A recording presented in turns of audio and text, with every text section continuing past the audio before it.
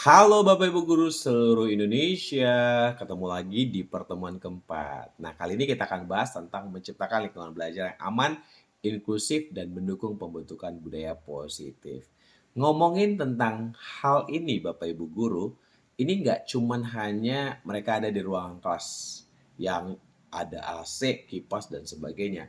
Tapi ini lebih kepada bagaimana ruangan itu menjadi tempat yang hidup atau menghidupkan pendidikan.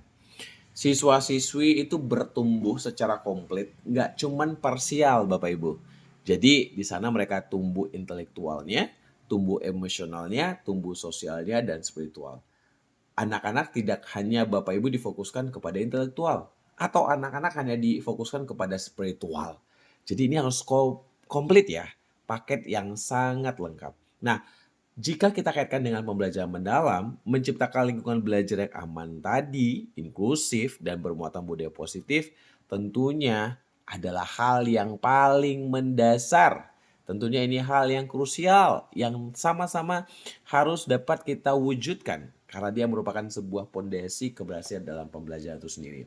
Kita coba lihat dulu ya, yang pertama lingkungan belajar yang aman. Di sini Bapak Ibu, mereka atau anak-anak kita harus percaya dan yakin serta juga mengalami bahwa dirinya dilindungi dari kekerasan fisik dan verbal apapun dan dari siapapun. Tidak ada lagi yang namanya dipukul, ya, ditendang, atau mungkin dicolek yang berlebihan, bukan dicolek mungkin enggak ya, tapi dicubit berlebihan gitu ya. Atau mungkin Bapak Ibu mereka diejek ya kan, di bahasa apalagi ya Bapak Ibu mungkin ya, dikata-katain yang tidak baik. Nah, itu harus dipastikan tidak ada lagi Bapak Ibu di antara siswa-siswa kita. Kemudian mereka harus bebas dari diskriminasi atau perundungan. Hati-hati sebagai guru jangan malah menjadi penyulut diskriminasi di sekolah kita Bapak Ibu. Kita sebaiknya Bapak Ibu tetap harus Bapak Ibu bisa memperhatikan hal ini. Jangan sampai kaum minoritas merasa terdiskreditkan oleh kaum-kaum mayoritas. Baik itu dari segi agama, suku, ras, ya, postur tubuh dan sebagainya. Dan anak-anak harus nyaman nih untuk mengekspresikan diri, bertanya maupun berpendapat ketika proses belajar mengajar. Jangan ketika salah langsung Bapak Ibu sampaikan bahwa kamu salah, kamu nggak pantas untuk menjawab itu. Apaan kamu? Kamu terus jawabannya bukan benar, tapi salah mulu. Nah itu nggak boleh lagi ya. Nah dalam materi pembelajaran mendalam ini ada penegasan-penegasan yang mungkin Bapak Ibu nanti akan sering dengar lagi bahwa lingkungan pembelajaran yang mendukung budaya belajar itu dikembangkan agar apa nih? Tercipta iklim belajar yang nyaman, serta saling memuliakan. Ya, kemarin kita juga sempat bahas saling memuliakan itu artinya saling menghargai. Kemudian implementasi praktisnya, guru membangun interaksi yang positif dan saling menghormati. Aturan kelas dibuat bersama dan tegakkan secara adil, tidak ada intimidasi, kekerasan atau ejekan dalam proses belajar mengajar. Bisa Bapak Ibu? Ya tolong diperhatikan ya ketiga implementasi praktis ini sebagai contoh supaya kita nanti bisa berefleksi juga. Yang kedua lingkungan belajar yang inklusif ini maksudnya adalah kita mampu nih mengakomodasi semua latar belakang peserta didik. Apa saja yang diakomodasi? Mereka berbeda kemampuan akademik dan sosialnya, mereka berbeda budaya, agama, gender, dan latar ekonomi. Mereka yang termasuk anak berkebutuhan khusus. Kalau sudah kita terima, kita siap menanggung resiko. Bentuk apapun mereka, kita harus Bapak Ibu konsisten. Nah ini yang perlu nih. Kalau Bapak Ibu gurunya nggak siap, perlu analisa lebih dalam lagi bersama dengan rekan kepala sekolah dan juga rekan gurunya ya. Nah di pembelajaran mendalam ada penekanan semua pihak yang terlibat dalam pembelajaran itu harus saling menghargai, menghormati potensi, martabat, dan nilai-nilai kemanusiaan. Implementasi praktisnya kayak apa nih Bapak Ibu guru? Yang pertama, guru itu harus gunakan strategi pembelajaran yang berdiferensiasi sesuai kebutuhan peserta didik. Ada akses terhadap fasilitasi dan teknologi digital untuk semua peserta didik dan semua siswa diberi peran dan suara dalam pembelajaran. Jadi nggak boleh nih cuman hanya teacher center, tapi harus dilibatkan dalam debat, kerja kelompok, project, dan sebagainya.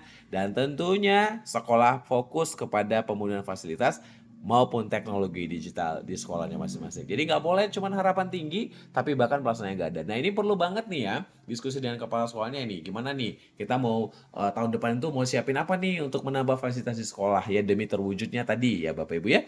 Dan yang ketiga adalah mendukung pembentukan budaya positif. Di sini kondisi lingkungan belajar itu dinilai bisa berbudaya positif kalau ada kerjasama, ada kejujuran, disiplin, empati, dan tanggung jawab yang tertanam dan hidup dalam keseharian kelas. Tolong diperhatikan lagi nih, kalau udah ini terjamin, maka Bapak Ibu punya sekolah yang pembentukan budaya positifnya terjaga dengan baik sekali ya.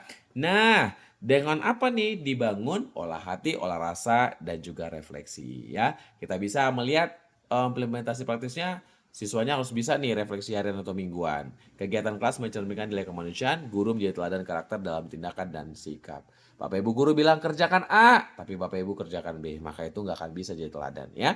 Karena apa tuh ada pepatah berkata bahwa guru kencing berdiri, murid kencing berlari. Maksudnya apa? Apa yang dilakukan oleh Bapak Ibu guru juga akan dilakukan oleh muridnya, bahkan mungkin lebih lagi. Jadi kita harus jadi teladan ya Bapak Ibu ya. Nah, kalau kita lihat ternyata ada loh keterkaitannya dengan profil pelajar Pancasila yang mungkin bisa kita lihat di sini di layar Bapak Ibu ya. Nah, oke. Nah, sekarang bagaimana dampak positif dalam pembelajaran? Yang pertama, kalau lingkungan aman, dampaknya siswa akan rasa percaya dirinya makin meningkat. Berani bertanya dan berekspresi. Inklusif, siswa merasa diterima, dihargai, dan memiliki peluang belajar yang adil. Serta Bapak Ibu, budaya positif itu mendorong pembelajaran bermakna, kolaboratif, dan berkarakter. Wow, ini ketiga ini aja kalau Bapak Ibu dalamin, sudah cukup membuat Bapak Ibu percaya bahwa ini penting. Setuju Bapak Ibu? Ya, nah untuk penutupnya, yuk Bapak Ibu dalam menciptakan lingkungan belajar yang aman, inklusif, dan membangun budaya positif bukanlah tugas sampingan. Jangan salah ya, jangan sampai kita kotak-kotakan, melainkan esensi dari pendidikan itu sendiri.